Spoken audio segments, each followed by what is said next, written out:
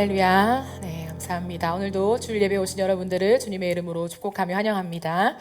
네, 조금 더위가 가셔졌죠. 그렇게 뜨겁던 한 주간을 보낸다고 정말 수고 많으셨습니다. 살이 좀 빠진 것 같네요, 다들. 네, 밥 많이 드시고 다시 보충하시면서 좀 다운되는 날씨 속에서 또 하나님께서 우리에게 펼쳐 가실 새로운 가을을 기대하는 그런 새로운 나날들 되기를 축복합니다. 오늘 우리가 8월의 예배를 이어가면서 시편 85편 말씀을 함께 보도록 하겠습니다. 시편 85편. 지난주 목요일에 85편 1절에서 6절까지 말씀 다루었는데 또 목요일에 못 오신 분도 계시니까 오늘은 1절부터 13절까지 같이 완독하고 말씀을 함께 듣도록 하겠습니다. 1절부터 13절까지의 말씀 우리 합독하겠습니다. 시작. 여호와여, 주께서 주의 땅에 은혜를 베푸사 야곱의 포로된 자들이 돌아오게 하셨으며 주의 백성의 죄악을 사하시고 그들의 모든 죄를 덮으셨나이다. 주의 모든 분노를 거두시며 주의 진노를 돌이키셨나이다. 우리 구원의 하나님이여, 우리를 돌이키시고 우리에게 향하신 주의 분노를 거두소서. 주께서 우리에게 영원히 노하시며 대대에 진노하시겠나이까. 주께서 우리를 다시 살리사 주의 백성이 주를 기뻐하도록 하지 아니하시겠나이까. 여호와여, 주의 인자하심을 우리에게 보이시며 주의 구원을 우리에게 주소서. 내가 하나님 여호와께서 하실 말씀을 들으리니 무릇 그의 백성 그의 성도들에게 화평을 말씀하실 것이라. 그들은 다시 어리석은 대로 돌아가지 말지로다. 진실로 그의 구원이 그를 경외하는 자에게 가까우니 영광이 우리 땅에 머무르리이다. 은혜와 진리가 같이 만나고 의와 화평이 서로 입맞추었으며 진리는 땅에서 솟아나고 의는 하늘에서 굽어보도다. 여호와께서 좋은 것을 주시리니 우리 땅이 그 산물을 내리로다. 의가 주의 앞에 앞서가며 주의 길을 닦으리로다. 아멘. 네, 8월에 하나님께서 우리 공동체 가운데 주신 키워드는 부흥이에요. 그래서 제가 목요일에 말씀 전했는데 죄송합니다. 원래 주일날 이제 모든 성도들이 오기 때문에 제가 웬만하면 주일에 시리즈 설교를 시작하는데 좀 8월은 이제 목요일부터 좀 시작하게 되었습니다. 그래서 어제 광고한 것처럼 혹시 목요 예배 설교 듣지 못하신 분들은 좀 차후에라도 좀 들으시면 전체적인 맥락을 이해하는데 도움이 될 것 같아요. 근데 어렵진 않습니다. 어쨌든 제가 여러분과 함께 나눈 부흥이라고 하는 것이 일반적으로 우리가 생각하는 예배 열기, 기도가 막 뜨거워지고 사람들이 숫자가 늘어나고 이런 것들을 제가 부흥이라고 설명하지 않아요. 부흥이 올 때 나타나는 현상과 모습일 수는 있죠. 근데 부흥이 무엇인가라고 했을 때 하나님의 기쁨으로부터 시작된다라는 거죠.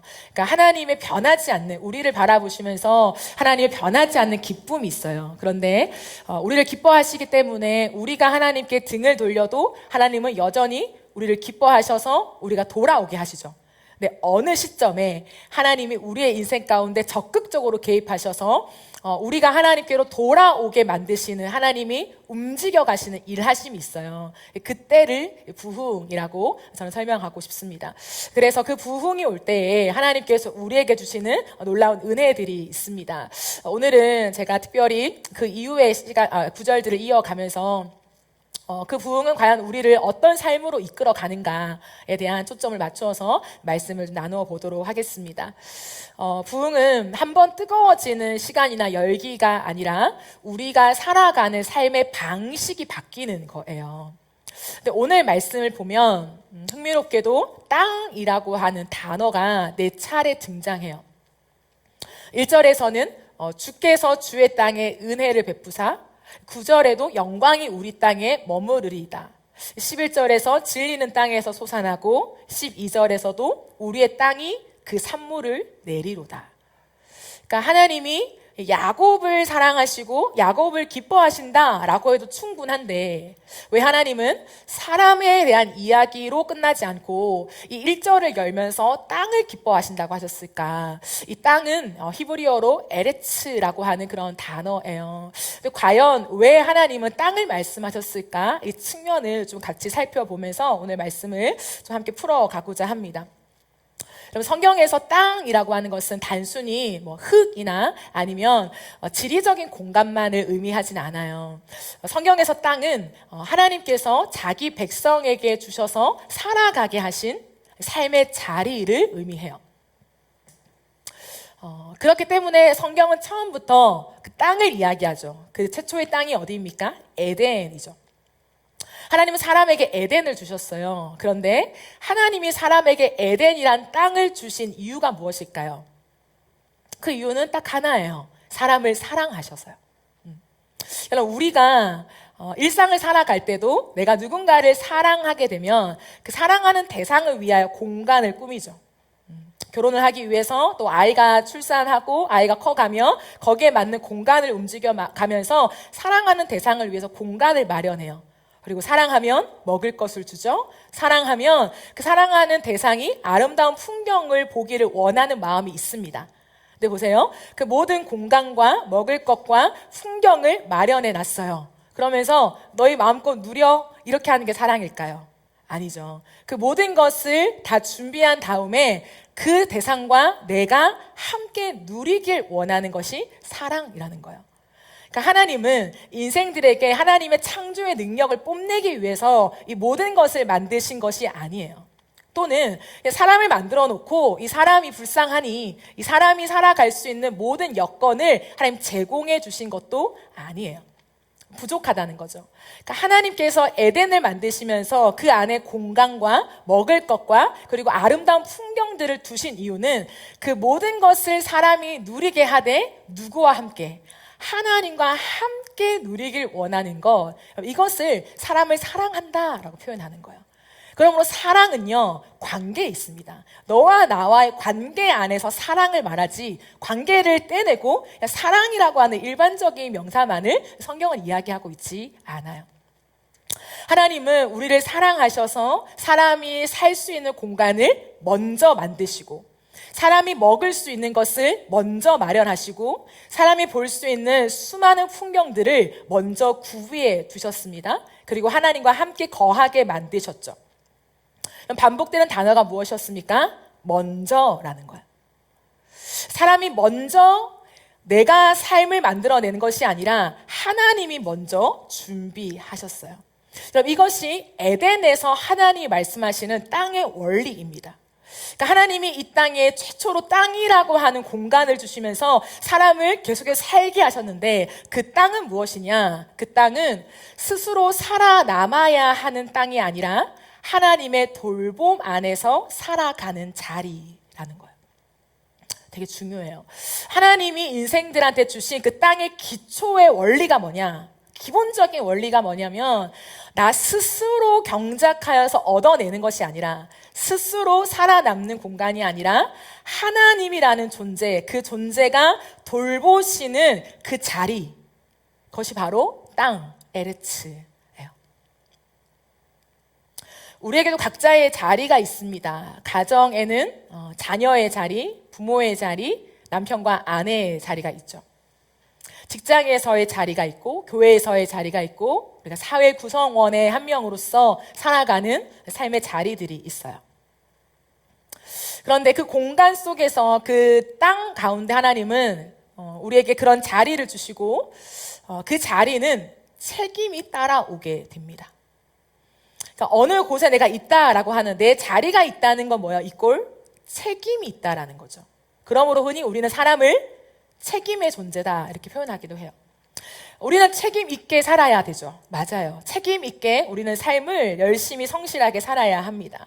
그런데 성경에는 그리고 우리가 흔히 설교를 할 때는 여러분의 삶을 여러분이 책임지지 마세요. 하나님이 책임져 주십니다. 책임지시는 하나님을 믿으세요. 맡기세요. 라고 많이 이야기하죠. 맞아요. 근데 오늘은 이 부분을 조금 더 깊이 살펴보려고 합니다. 그러니까 어떤 사람에게는 이 책임이란 말이 조금 다르게 들릴 수도 있어요. 그러니까 어릴 때부터 누군가가 나를 책임져 준다는 느낌보다 내가 나를 책임져야 하는 상황에 내몰려 살아가는 사람들이 있는 거죠. 그 사람들에게 너는 책임지지 마. 너의 인생은 하나님 거야. 하나님이 다 돌보셔. 라고 이야기한다고 해서 그것이 쉽게 하나님께 맡겨짐이 되지 않을 가능성이 많아요. 내 삶의 환경 속에서는 다른 사람과 조금 특이하게 내가 정신을 차리지 않으면 안 되고 내가 알아서 모든 것을 선택해야만 하고 내가 버텨야 했고 내가 무너지면 나를 붙잡아 줄 사람이 없는 환경 속에 살아온 이들도 생각보다 많아요. 그래서 이들에게는 책임진다라는 것이 단순히 성실함의 측면은 아닐 거예요.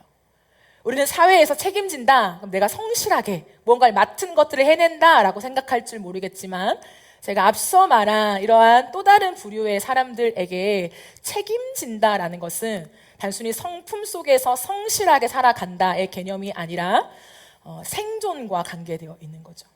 그러니까 스스로 살아남기 위해서 책임을 져야만 하는 그러한 삶을 살아온 것입니다.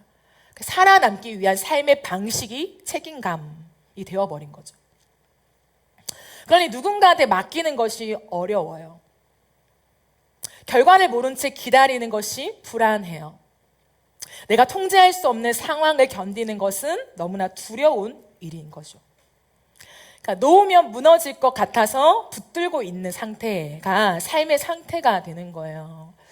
문제는 뭐냐면 그렇게 모든 것을 붙잡고 살아갈수록 우리의 삶이 점점 무거워진다는 거예요. 그러니까 그 책임감에 눌려 살아가는 거죠. 왜 그럴까요?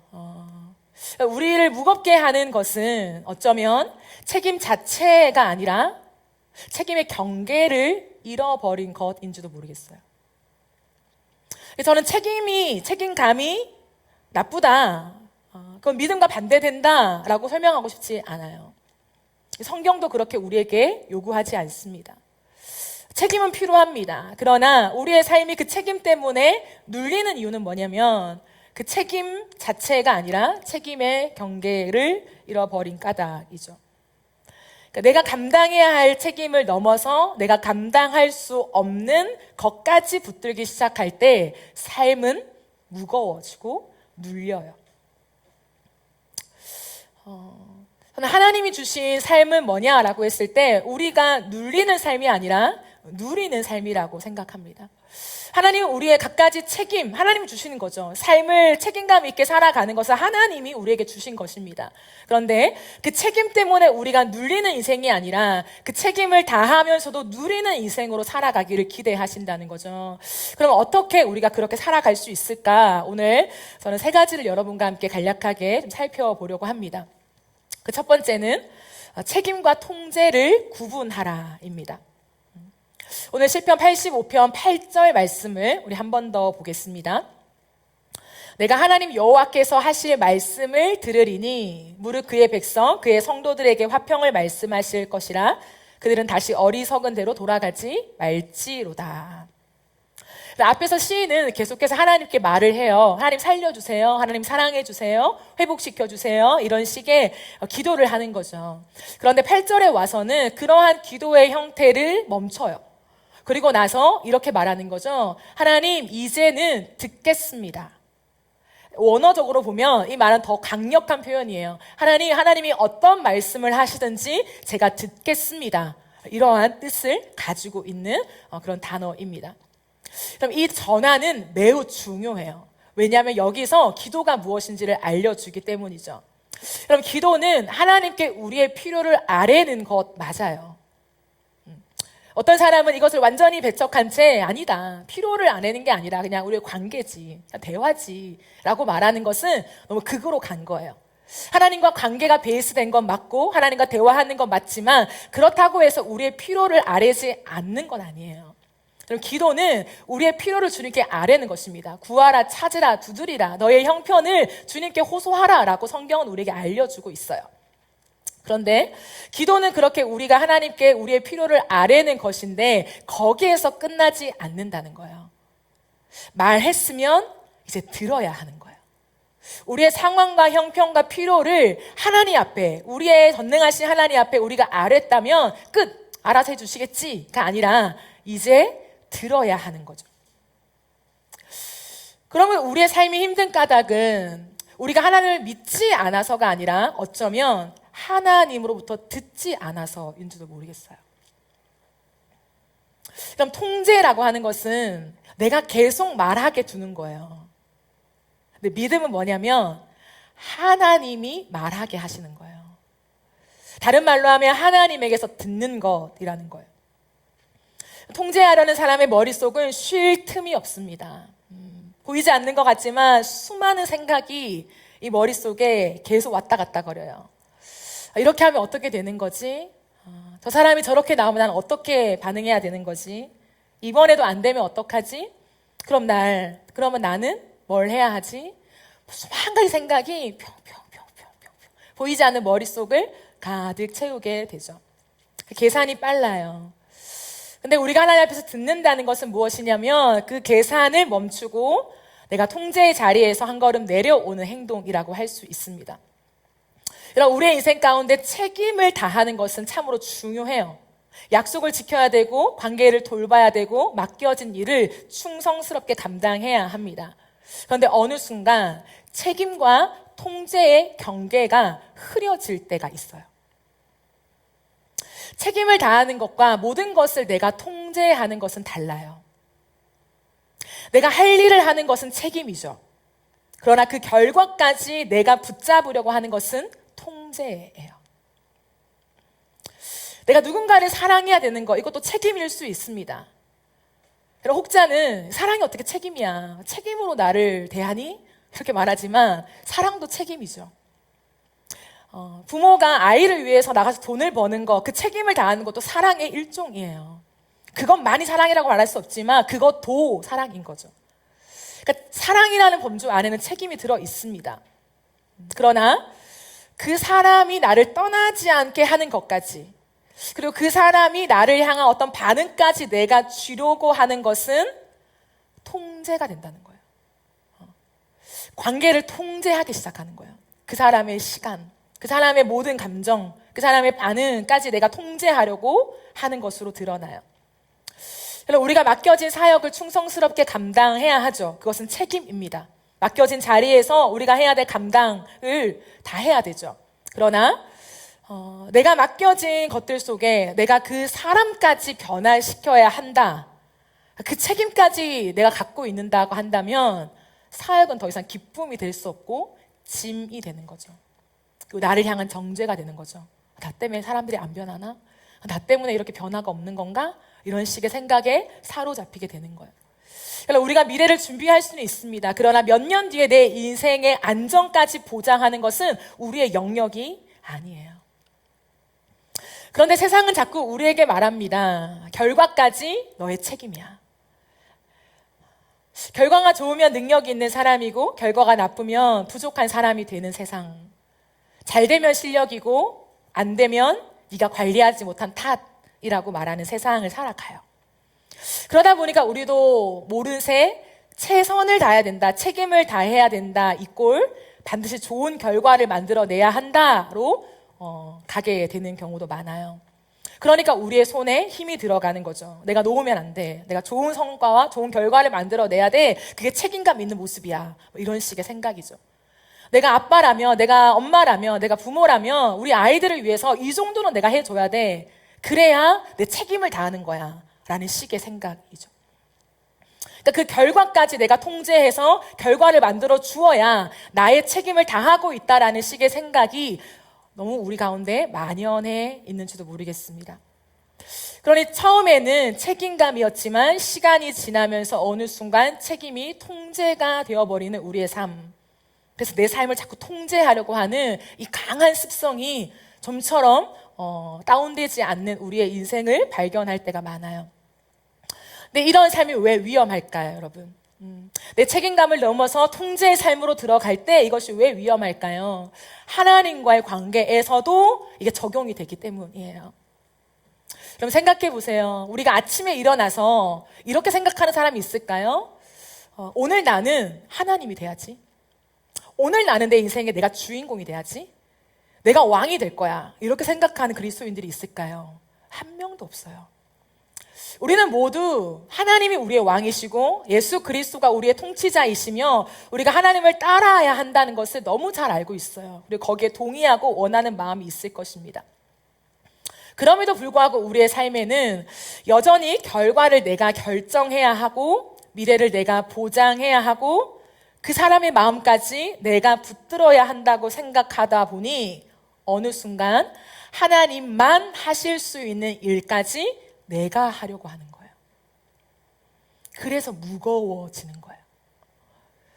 하나님이 우리를 사랑하시지만 경계를 분명하게 두셨어요. 그럼 기억하세요. 경계가 없는 게 사랑이 아니에요. 부모와 자식 간에 너무 사랑해가지고 부모한테 반말하는 사람이 있어요. 이름을 부르는 사람이 있어요. 야, 너 없죠. 사랑하면 할수록 그 자리를 존중하게 되어 있습니다. 그게 진짜 사랑이죠. 저랑 여러분이 너무 친해요. 여러분이 저는 선영아 이렇게 하진 않잖아요. 친하면 친할수록 그 사람의 자리를 더 인정하고 존중하고 배려하게 되는 것. 이것이 진짜 사랑이라는 거예요. 하나님이 우리를 사랑하신다라고 할 때 많은 사람들이 얘기해요. 사랑한다고 해놓고 선악을 알게 하는 나무를 왜 만드신 거야? 그렇게 사랑한다며. 그런데 그 중앙에 그 나무를 떡하니 왜 만드셔서 우리를 이렇게까지 괴롭히며 그 모든 원죄에 타령을 하는 거야. 이런 식의 생각을 해요. 사랑은 경계가 없다고 생각하기 때문이죠. 아니에요. 사랑은 명확한 경계가 있습니다. 명확한 경계 속에서 하나님은 창조주가 되시고 우리는 피조물이 되는 거죠. 그러면서 하시는 게 뭐냐면, 야, 나 창조주야, 여기까지 오지 마 라고 말씀하시는 것이 아니라 창조주이시기 때문에 그분의 권능과 그분의 능력과 그분의 영광으로 우리의 삶을 책임져 주시는 거예요. 그럼 부모가 나한테 반말하지 마, 왜 나한테 반말해? 이렇게 말씀하시는 분이 있어요. 반말하지 않지만 그런 경계를 정하면서 대접받고 싶은 것이 아니라 그 경계 속에서 부모가 아무리 친밀해도 그 친밀함 속에서 그 자녀에게 책임을 다하는, 제공해주는 보호와 지킴이 있다는 거예요. 그러니까 하나님은 우리의 인생 가운데 그리고 에덴에서 선악을 알게 하는 나무를 주시면서 하나님은 하나님이고 우리는 우리라고 하는 분명한 경계를 만들어내셨어요. 그리고 그 경계 속에 하나님이 하시는 게 뭐냐면, 너에게 내가 경작할 모든 권한을 주었지만 너가 모든 걸 다 할 수 없어. 내가 미리 준비하고 먼저 예비한 것 가지고 너가 그것을 경작할 뿐이지 그 모든 것은 내가 해. 근데 내가 너를 보호할 거야. 내가 너를 지킬 거야. 내가 너에게 가장 좋은 것을 줄 거야 라고 하신 그 확인이 에덴이었고 에덴 한 중앙에 있는 나무였다라는 거예요. 그럼 하나님의 자리는 너무나 영광스럽습니다. 너무나 빛나요. 예, 권능과 모든 권세가 충만한 자리입니다. 그런데 그 자리가 너무 빛나다고 해서 하나님이 우리한테, 얘야, 여기 와서 앉아. 내가 너무 좋은 자리를 나만 누릴 수 없어. 너도 한번 누려봐. 만약에 그렇게 하는 순간 우리는요, 고통스러워지기 시작해요. 그런데요, 하나님이 그렇게 하시지 않는데 우리 스스로 그 자리에 계속 올라가려고 할 때가 있어요. 내가 통제자가 되면서 하나님이 경계를 정하신 그 경계를 허물면서, 하나님 저 사랑하시잖아요. 하나님 저 봐주시잖아요. 저 원래 연약하잖아요.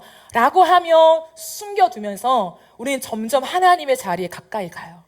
그 자리에 올라가려고 해요. 내가 왕이 되려고 해요. 그런 순간 우리가 권한을 얻어낼 수 있을지는 모르겠지만 고통스러워져요. 그러므로 시인은 다시 듣습니다. 하나님을 향하여 이렇게 호소하죠. 하나님, 내 필요를 주님께 아뢰지만 그러나 주님, 내가 주님께 듣기를 원합니다. 그럼 이것이 진짜 믿음이에요. 내가 모든 답을 가지고 있어야 한다는 자리에서 내려오는 것. 내가 모든 것을 다 알아야 한다는 자리에서 내려오는 것. 하나님이 알려주신 만큼만 알면 된다라고 하는 그 인정이 있는 자리가 우리가 있어야 할 자리인 거예요. 그게 듣는 자리예요. 그러므로 여러분, 우리가 하나님 앞에 기도해야 될 제목들이 있어요. 그것은 뭐냐면, 하나님, 저는 여기까지밖에 몰라요 라는 겸손의 고백이에요. 사실 겸손도 아니죠. 진짜 인정의 고백이죠. 하나님, 그러므로 하나님 앞에 결과를 맡깁니다. 결론을 맡깁니다 라고 하는 기도가 우리의 기도가 되어야 해요. 그러므로 우리가 하나님 맡기신 자리에서 그 책임에 눌리지 않고 하나님을 누리는 삶을 살기 위해서 이 책임과 통제를 구분해야 된다. 근데 여기서 한 가지 질문이 남아요. 그렇다면 어디까지가 나의 책임이고 어디서부터가 내가 붙들 수 없는 영역인가 라는 거죠. 그러므로 우리가 기억해야 될 두 번째는 내 몫과 하나님의 몫을 구분하라입니다. 좀 사도 바울은 신약에서 특별히 고린도전서 3장에서 이것을 분명하게 말해주고 있습니다. 3장 6절에서 7절 말씀을 보시면 나는 심었고 아볼로는 물을 주었으되 오직 하나님께서 자라나게 하셨으니 그런즉 심는 이나 물 주는 이는 아무것도 아니로되 오직 자라게 하시는 이는 하나님 뿐이니라. 바울은 심었습니다. 아볼로는 물을 주었습니다. 아무것도 하지 않은 게 아니라는 거예요. 믿음은 그냥 하나님이 하시겠지, 뒷짐지고 있는 게 아니에요. 아무것도 하지 않은 것이 아니라 그들은 각자의 몫을 다했습니다. 최선을 다했어요. 책임을 다했습니다. 그러나 한 가지를 분명하게 기억하고 있었어요. 그것이 무엇입니까? 자라게 하시는 것은 하나님이 하신다. 그럼 이것이 믿음이에요. 그러므로 믿음은 책임을 버리는 것이 아니라 책임의 경계를 아는 것입니다. 여러분, 순종하는 것은 내가 해야 되는 거예요. 그죠? 그러나 그 결과는 하나님의 몫입니다. 근데 우리가 한 가지 더 생각해 볼 게 있어요, 여러분. 우리의 몫이 있고 하나님의 몫이 있다. 내가 해야 될 게 있고 하나님이 해야 될 게 있다. 이것을 다 알아요. 결과를 하나님께 맡기세요 라는 설교는 많이 들어봤을 것입니다. 그런데 문제는 뭐냐면 내가 그렇게 못하고 있다는 거예요. 안 된다는 거죠. 그죠? 그게 우리의 딜레마 아닙니까? 정답을 다 알고 있어요. 하나님이 우리 인생의 주인이시고 우리는 청직이고 하나님이 우리에게 맡기신 것만 잘하면 된다라는 걸 너무 잘 알고 있습니다. 그런데 여전히 내가 못 놓고 있는 거예요. 내 삶의 통제권을 못 놓고 내가 리드하고 싶은 이 욕구를 못 내려놔요. 그럼 무엇일까? 어디까지가 내 몫인지 아는 것으로는 불충분하다는 거죠. 그래, 여기까지 내 영역이고 그 이후 하나님의 영역이야 라는 경계를 아는 것만으로는 부족하다라는 거예요. 그럼 무엇이 문제일까? 아니, 무엇을 우리가 고민해야 조금 더 한 걸음 더 나아가서 진짜 책임에 눌리는 것이 아니라 하나님이 주신 것을 누리며 살 수 있을까? 그럼 이 질문을 우리가 해소해 나가야 돼요. 이 질문이 뭐냐면 정말 하나님께 맡겨도 괜찮을까의 질문이에요. 하나님께 맡겨야 된다. 하나님이 우리의 인생을 책임지신다라는 것을 우리는 알고 있습니다. 그러나 우리의 기저에는 어떠한 질문이 남아있냐면 그래, 맞아. 하나님이 나의 왕이시고 하나님이 날 돌보셔. 근데 내가 손을 놓았는데 하나님이 아무것도 안 하시면 어떡하지? 내가 기다렸는데 내가 원하는 결과가 나오지 않으면 어떡하지? 내가 통제하지 않았는데 내 삶이 무너지면 어떡하지? 이 질문이에요. 그래서 우리는 하나님의 몫을 알면서도 우리가 그것을 놓지 못하는 거예요. 결국 믿음의 가장 깊은 문제는 무엇이냐면 책임의 경계를 아는 것을 넘어서 그 경계 너머에 계신 하나님을 신뢰할 수 있는가의 문제라는 거예요. 지식의 문제가 아니라 신뢰의 문제예요. 정보의 문제가 아니라 관계의 문제라는 거예요.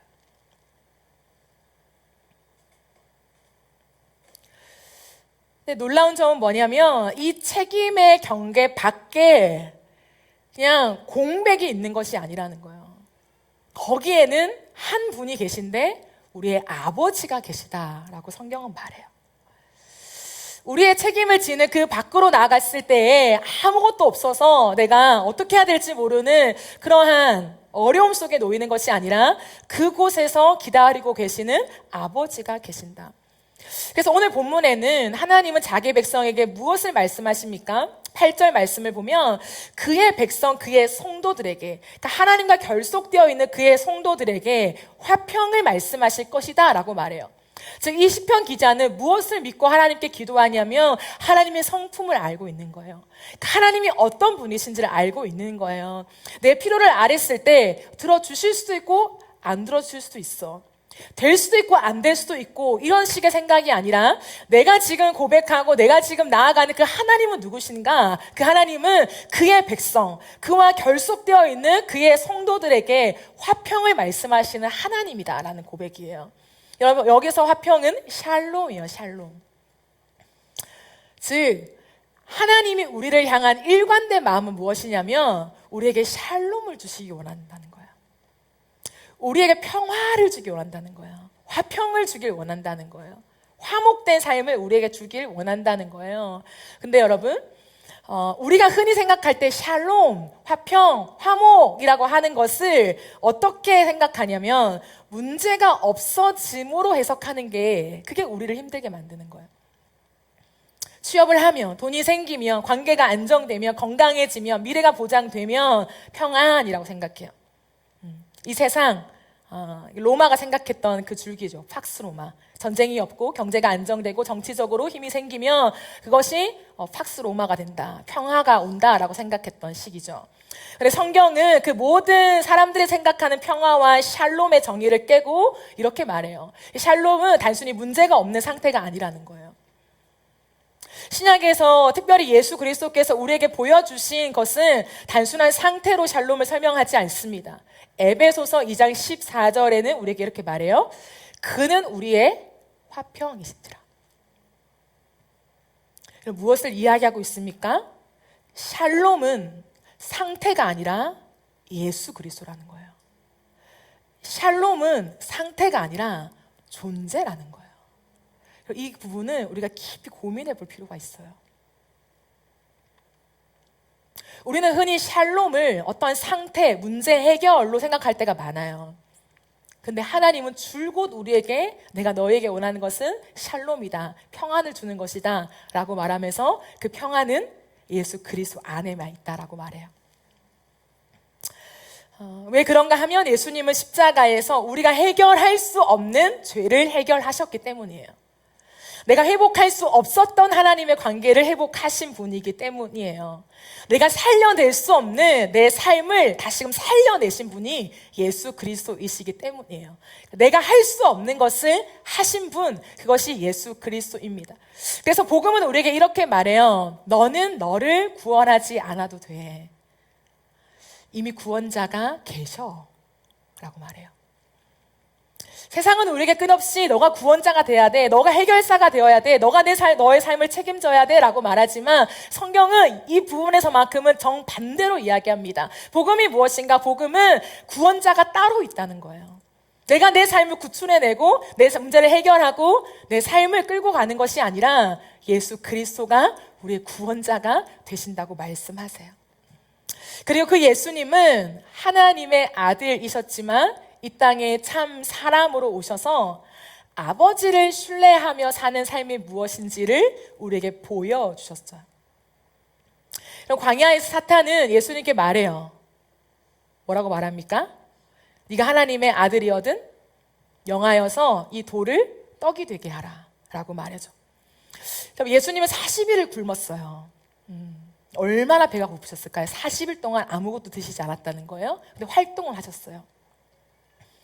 정말 절실하게 배가 고팠고 절실하게 떡이 필요했습니다. 근데 핵심은 뭘까요? 배가 고프고 떡이 필요했는데 떡을 만들 능력도 갖고 계셨어요. 그러니까 보세요. 네가 하나님의 아들이거든 이 돌들을 명하여 떡덩이가 되게 하라 라고 하는 것은 단순히 먹을 것에 대한 문제가 아니라는 거예요. 배가 너무 고프지. 그러니까 먹을 것을 만들어 먹어가 아니라 사실 사탄의 핵심은 무엇입니까? 네가 해결해 이거예요. 능력이 있잖아. 네가 해결해. 왜 아버지를 기다려? 너가 해버려 라는 거예요. 그럼 이것은 오늘 우리에게 동일하게 적용돼요. 사단은 우리에게 계속해서 무엇을 말하냐면 네가 해결해. 하나님이 능력 주셨잖아. 너 할 수 있잖아. 해. 꼭 기도해야 돼? 꼭 기다려야 돼? 아니야. 너가 할 수 있어. 너가 해결해. 빨리 해결해. 이렇게 재촉해요. 놀라운 건 뭐냐면 예수님은 떡이 필요했고 너무나 배가 고프셨고 돌을 떡으로 만들 능력까지 있으셨지만 그렇게 하지 않으셨어요. 할 수 없어서가 아니라 할 수 있었지만 아버지를 앞서가지 않으셨습니다. 이것이 아버지를 신뢰하는 예수님의 일관된 삶의 방식이었어요. 여러분, 우리는 삶에서 불안하면 무언가를 해야 마음이 놓여요. 방법이 보이면 빨리 움직이고 싶고, 문제가 생기면 빨리 해결하고 싶고, 기회가 생기면 당장 그것을 빨리 잡고 싶어 합니다. 그런데 예수님은 할 수 있다는 이유만으로 움직이지 않으셨어요. 요한복음 5장 19절에 보면 예수님은 이렇게 말씀하십니다. 아들이 아버지께서 하시는 일을 보지 않고는 아무것도 스스로 할 수 없나니. 기가 막힌 말씀이에요. 예수님은 누구십니까? 예수님은 하나님 그분이세요. 그분은요, 스스로 계신 자, 동일합니다. 하나님과 동등된 본질을 가지신 분이에요. 그러므로 예수님도 스스로 모든 것을 하실 수 있는 하나님이셨습니다. 그러나 그분이 이 땅을 사시는 동안에 삶의 방식이 무엇냐면 아들로서 아버지께서 하시는 일을 보지 않고는 아무것도 나 스스로 하지 않겠다라는 결정이셨어요. 이것은 예수님의 무능력을 말하는 것이 아니라 아버지를 향한 절대적인 신뢰를 말하고 있습니다. 그러므로 예수님에게는 내가 할 수 있는가 보다, 자막이요, 아버지께서 무엇을 하고 계시는가가 더 중요했어요. 예수님에게는 내가 이 문제를 해결할 수 있는가 보다 지금 아버지께서 내게 무엇을 원하시는가가 더 중요했어요. 그러면 여러분, 우리가 하나님을 의지한다라고 하는 것은 아무것도 하지 않는 것이 아니에요. 그냥 기도만 하고 아무것도 하지 않고 내 책임을 다하지 않는 것이 하나님을 의지한다라고 성경은 결코 우리에게 말하고 있지 않습니다.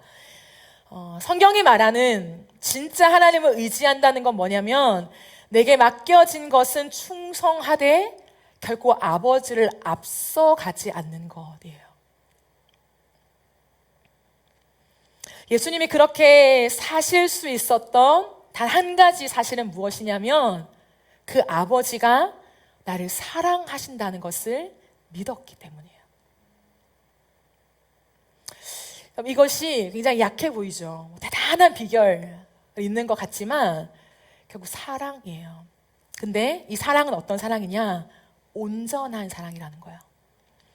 진짜 그 아버지가 나를 온전히 사랑한다는 것이 믿어질 때 그 하나님보다 앞서가지 않고 하나님을 신뢰하며 내 모든 인생을 맡길 수 있는 거예요.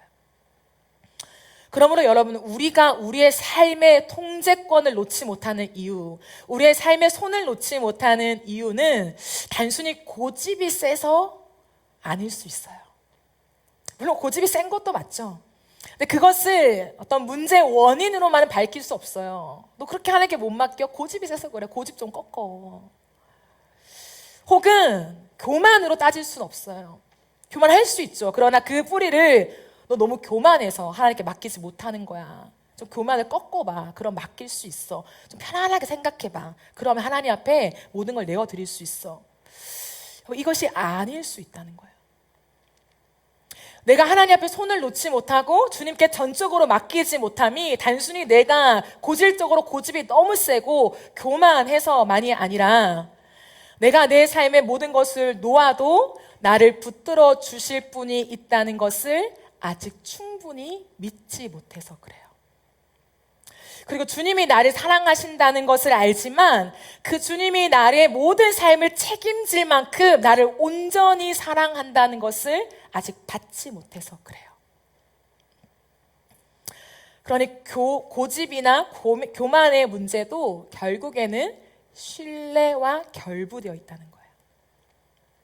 피상적으로는, 표면적으로는 고집과 교만을 다룰 수 있어요. 나를 꺾어야 돼. 나 너무 교만해. 내가 교만해서 그래. 그죠? 다룰 필요는 있어요. 하지만 그 기저에는 어쩌면 고집이나 교만보다 신뢰의 문제가 해결되지 않았기 때문일 수 있습니다. 그래서 복음은 우리에게 빨리 손을 놔라고 명령하지 않아요. 너 믿음이 있어? 너 하나님을 알아? 그 사랑을 받았어? 그럼 삶에서 손을 떼. 통제권을 놔. 권리를 포기해. 라고 명령으로 끝나지 않고요. 복음은 우리가 손을 놓아도 안전한 이유를 계속 보여줘요. 우리가 손을 놓아도 안전하구나, 하나님이 내 삶을 지키시는구나를 계속적으로 확인해 가게 하세요. 그것이 성경에서는 그리스도가 아버지를 신뢰하며 걸어간 수많은 삶들, 그리고 오늘 일상에서도 우리가 작게 하나님 앞에 헌신하며 신뢰하며 그렇게 하나님을 의지해 나아가는 그 시간들이 쌓이면서 점점 더 우리가 하나님을 안전한 존재로 받아들이게 하시는 거죠.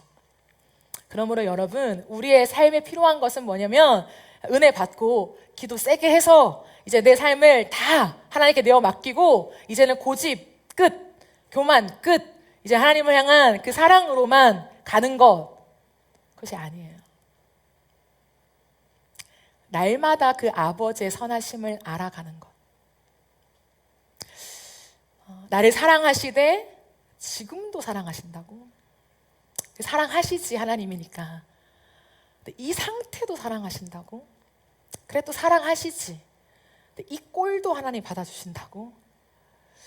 우리의 삶에 이 정도는 좀 괜찮아졌어 라고 하는 것에서 저 바닥까지 미끄러져 있을 때도 하나님의 사랑의 농도나 온도나 수치가 여전하다는 것을 우리가 깨달아 가기 시작할 때 그 하나님을 향하여서 안전하구나 라는 것을 배워가기 시작하는 거예요. 그러면 나도 모르게 손을 놓고 있어요. 그게 하나님을 향한 신뢰의 방식이다라고 주님이 가르쳐 주십니다. 그러므로 여러분, 저는 어떠한 적용으로 끝내고 싶지 않고요. 결국에 마지막 3번이에요. 우리의 자리로 돌아가라. 이거밖에 없습니다. 우리의 자리는 하나님의 자녀의 자리예요. 우리의 자리는 그 피조물의 자리입니다. 우리가 우리의 자리에 설 때에 하나님이 그 땅을 기뻐하시며 그 땅을 통하여 산물을 내게 하신다라고 말해요. 굉장한 말씀이에요. 12절 말씀에 그 땅이 산물을 낸다, 좋은 것을 주시며 산물을 낸다, 에덴의 회복이죠. 이 좋은 것은 토부입니다. 모든 것을 만드신 다음에 내가 보기에 심히 좋았다라고 하시는 그 토부를 내가 다시금 너에게 회복시켜 주면서 너의 땅이, 너가 서 있는 모든 공간이 삶의 자리마다 산물을 낼 것이다, 수확하게 될 것이다, 열매가 주렁주렁 맺힐 것이다, 내가 그 일을 이룰 것이다 라고 주님이 말씀하시는 거예요. 기가 막혀요, 기가. 마지막으로 한 가지만 얘기하고 마치겠습니다. 그럼 여기서 말씀을 띄워주세요. 여기서 하나님 여호와께서 좋은 것을 주시리니 우리 땅에 그 산물을 내리로다, 이렇게 말하죠. 한국어는 다르게 나와 있어요. 근데 원어를 보면 똑같아요. 주시리니와 내리로다가 똑같은 나탄이에요. 주다예요. 여호와께서 우리에게 좋은 것을 주시니 우리도 우리의 산물을 내면서 하나님께 드리게 된다는 거예요. 상호작용을 말해요. 근데 주어는 누구입니까? 여호와께서. 여호와께서 먼저 우리에게 토부, 주님의 좋은 것들을 주실 때에 우리의 땅에서 좋은 열매들을 수확하여서 나만 먹고 배부르는 것이 아니라 그 영광을 하나님께 되돌려 드리는 것, 이것이 주님이 말씀하시는 에덴의 회복이에요.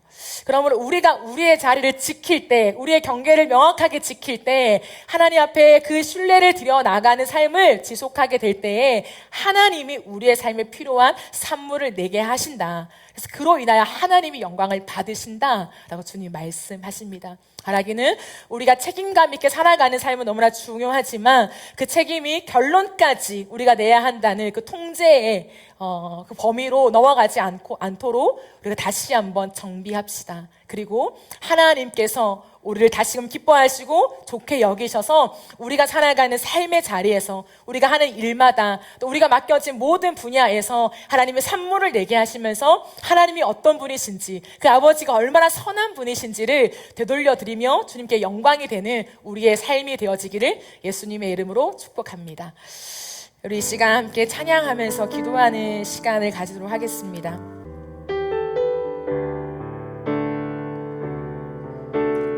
우리 시간 하나님의 숨결이여 라는 찬양을 드리면서 저는 이 찬양의 가사 속에서 우리로 하여금 하나님이 거하실 주의 집 삼으소서라는 구절이 제 안에 와닿아서 이 곡을 선정하게 되었어요. 결국에 우리의 신을 벗고 교만을 깨뜨리고 우리의 고집을 꺾고 주님 앞에 굴복하고 과정이 필요하죠. 근데 그것이 중심과 목적이 아니라 결국 그 과정을 통하여서 하나님이 우리에게 주시는 건 뭐냐면 우리가 주님의 집이 되는 거예요.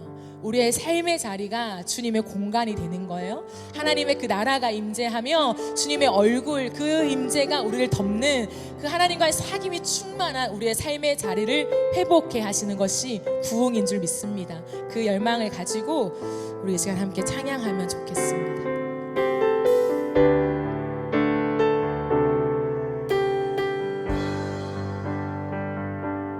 내 신을 벗고 내 신을 벗고 제단 앞에 나아가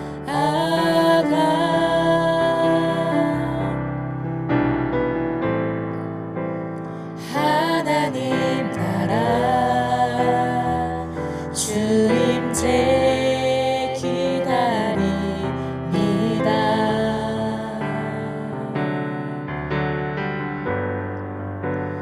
옷을 줘 내 영 거룩해 하사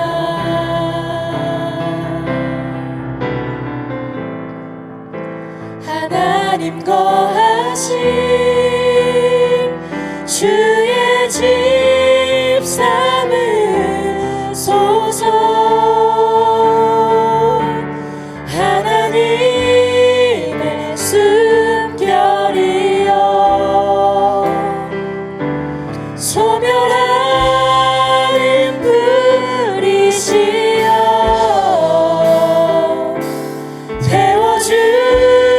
태워주소서.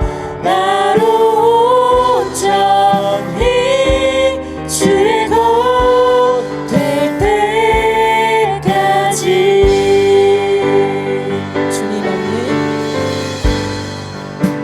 주님 없는 세상 즐거움보다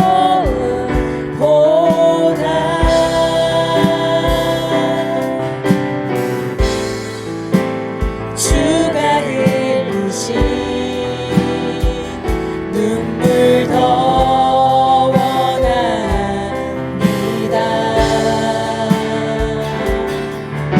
주의 나라 주의 나라 하나님의 영광이 하나님의 영광에 하늘 문 열어 하늘 문 열어 지금 나타내소서. 하나님의 숨결이여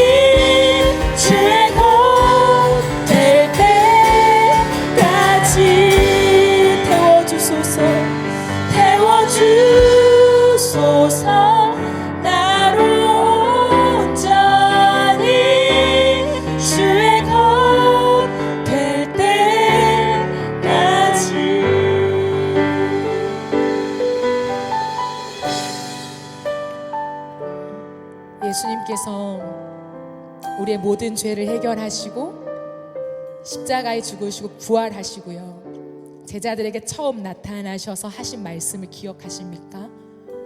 그들에게 숨을 후 하고 내뱉으시면서 평강이 너에게 있을지어다. 신약에서 평강, 평화, 화평, 이 모든 것은 샬롬이에요. 동일한 말입니다. 부활하신 다음에 얼마나 말을 하고 싶으셨을까요? 근데 그 첫 말이 사랑하는 제자들에게 숨을 후, 평강이 있을지어다. 즉 예수님이 왜 십자가를 지시고 부활하셨나? 예수님이 그들에게 주고 싶은 것이 무엇인가? 하나님의 변하지 않는 마음이 무엇인가? 우리의 인생에게 샬롬을 주고 싶으신 거예요. 그게 에덴을 창조하신 주의 목적입니다. 그게 선악을 알게 하는 나무를 만드신 목적이에요.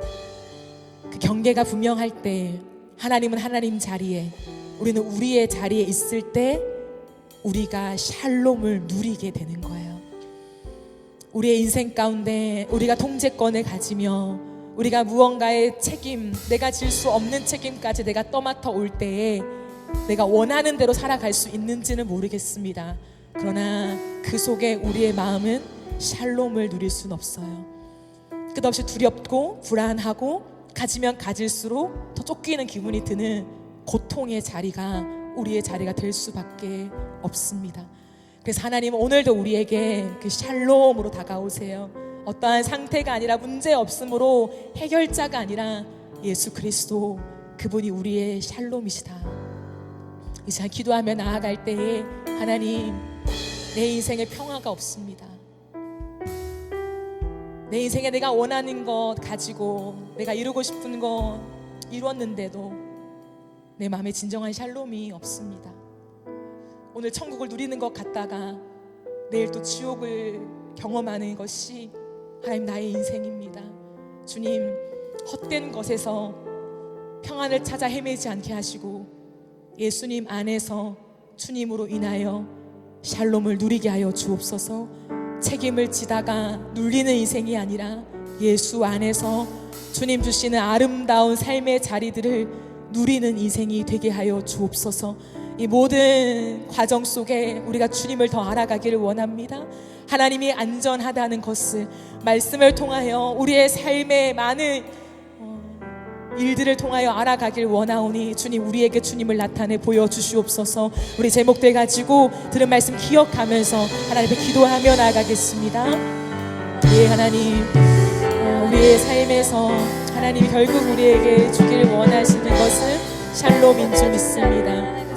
하나님, 그 땅 가운데 주님은 샬롬을 말씀하셨고 하나님이 지으신 그 땅, 그 에덴에 샬롬이 있었습니다. 주님, 하나님은 하나님 자리에, 우리는 우리의 자리에 있을 때에 하나님 그 샬롬이 유지되며 그 샬롬을 누리며 우리가 그 평안 가운데 책임을 다하며 경작하여 풍성하게 누리는 삶을 하나님 우리의 인생 가운데 허락하셨습니다. 그러나 죄로 인하여 하나님 우리의 책임을 다하는 자리를 넘어서서 우리가 통제의 자리에 앉음으로 인하여서 우리가 고통스러운 자리, 하나님 우리가 더 버거운 자리, 하나님 더 조급한 자리, 쫓기는 자리에 우리가 앉게 된 것은 아닙니까? 하나님, 오늘 우리에게 정말 하늘에서 오늘 평화가 있습니까? 그 샬롬이 있습니까? 많은 것을 누려도, 하나님 많은 것을 가져도, 하나님 많은 것을 해도 하나님 우리 안에 정말 샬롬이 없는, 하나님 지옥을 때로는 경험한 같은 하나님 우리 안에 이 삶을 아버지 불쌍히 여겨주시고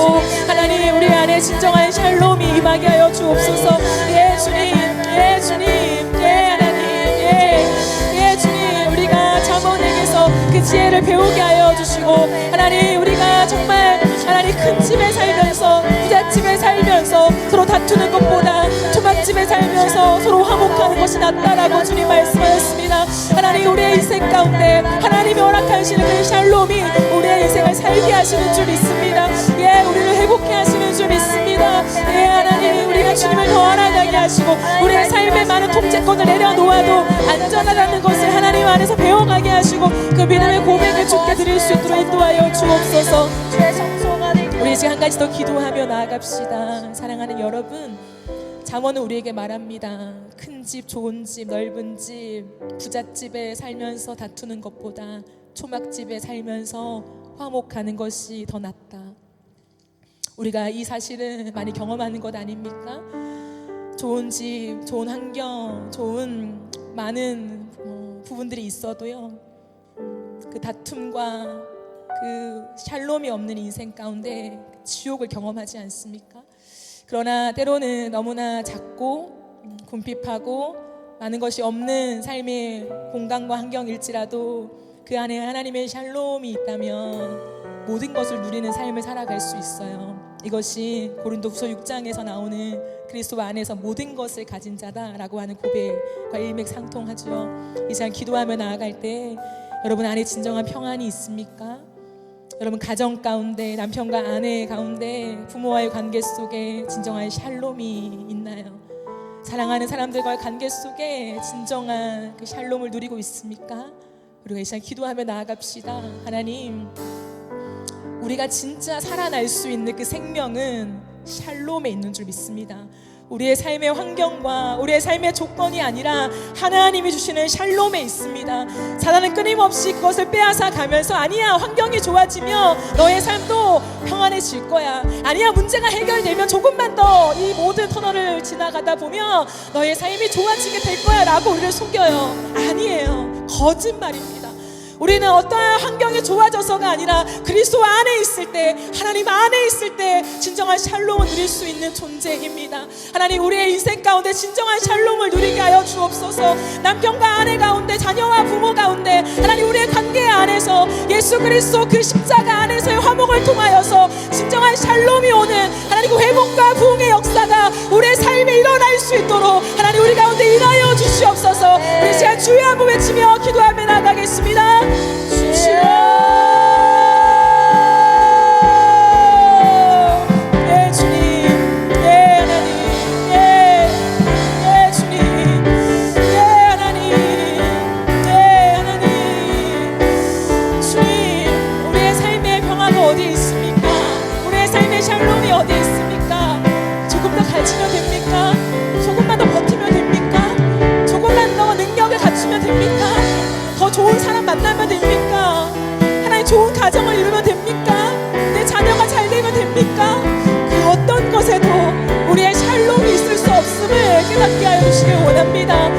하나님, 사단은 끊임없이 우리에게 환경과 우리의 결과와 우리의 성과를 통하여서 우리에게 샬롬이 있다라고 하나님 우리에게 속삭입니다. 수많은 SNS를 통하여서 봐, 저 사람들의 행복을 봐, 저 사람들의 가진 것들을 봐, 누리고 있는 것들을 봐 라고 비교하게 하면서 그 거짓에 마치 진리가 있는 것처럼 하나님 우리를 기만합니다. 그러나 주님, 다시 한번 복음이 우리에게 무엇을 말하고 있는가 하나님 다시 한번 보기를 원합니다. 예 주님, 하나님 그 어떤 것을 누려도 그리스도가 없으면 우리는 가장 가난한 자이고, 우리는 아무것도 없어도 그리스도가 있으면 우리는 모든 것을 가진 자입니다. 예 주님, 예 주님, 이 사실을 우리가 그리스도 안에서, 이 복음 안에서 알아가게 하여 주셔서 우리의 모든 것들을 내려놓고 하나님을 따라 걸어갈 수밖에 없는 그 은혜 허락하여 주옵소서.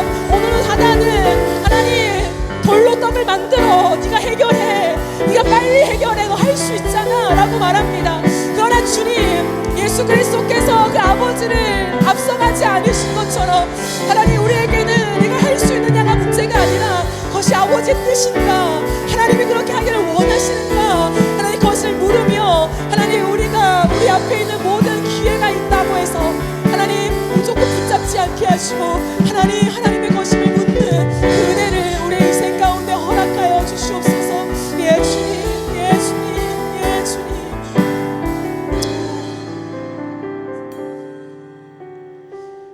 하나님, 과연 이 땅에 평화가 어디에 있습니까? 사람들은 평화를 위해서, 그 행복을 위해서 저마다의 삶을 치열하게 살아가는데 대체 이 땅에 평화가 어디에 있습니까? 하나님, 그 절대적인 샬롬이 예수 그리스도 안에만 있다고 말씀하십니다. 이 복음의 소리가 우리에게 들려지게 하시고 사단은 끊임없이 우리에게 네가 해결해, 할 수 있잖아, 지난번에 해봤잖아, 너 그 정도 능력은 갖추고 있잖아 라고 부추기지만, 우리가 그 앞에서, 그 치열한 굶주림 앞에서 능력을 가진 예수께서 선택하신 삶을 깊이 묵상하기를 원합니다. 할 수 있는 삶을 선택하는 것이 아니라 아버지의 뜻을 선택하신 예수님, 우리가 그 뒤를 따라가기를 원합니다. 우리의 삶에 내가 가질 수 있는 것이 아니라 그것이 하나님이 허락하신 것인가, 내 앞에 있는 기회가 있다고 덥석 무는 것이 아니라 그것이 하나님보다 앞서지 않는 것이 맞는가, 늘 점검하고 돌아보며 하나님의 뜻보다 절대 앞서가지 않는 우리의 인생이 되게 하여 주시옵소서. 하나님, 그 경계를 지킬 때 하나님이 우리의 인생 가운데 산물을 내게 하신다 말씀하십니다. 우리가 스스로 그 땅을 만들 수 없음을, 이미 있는 땅에 우리가 경작하는 것밖에 없음을 기억하게 해주셔서 우리의 자리를 잘 지키며 하나님을 잘 섬기는 우리의 삶이 되게 하여 주옵소서. 그럴 때 주님, 그 샬롬에서부터 생명이 나온다 하십니다. 하나님, 그 날마다의 샬롬 속에서 내 영이 살아나고, 내 마음이 살아나고, 내 감정이 살아나고, 내 모든 삶이, 내 영이 살아나는 그 은혜를 우리가 경험하게 하여 주셔서 내 영혼만이 아니라 내가 속해 있는 가정과 교회와 직장과 삶의 모든 자리들이 생명으로 일어서는 놀라운 축복의 통로가 우리 모두가 되게 하여 주시옵소서. 그 부흥을 향해 나아가는 우리 모든 성도들이 되기를 축복하며 살아계신 예수님의 이름으로 기도합니다. 아멘.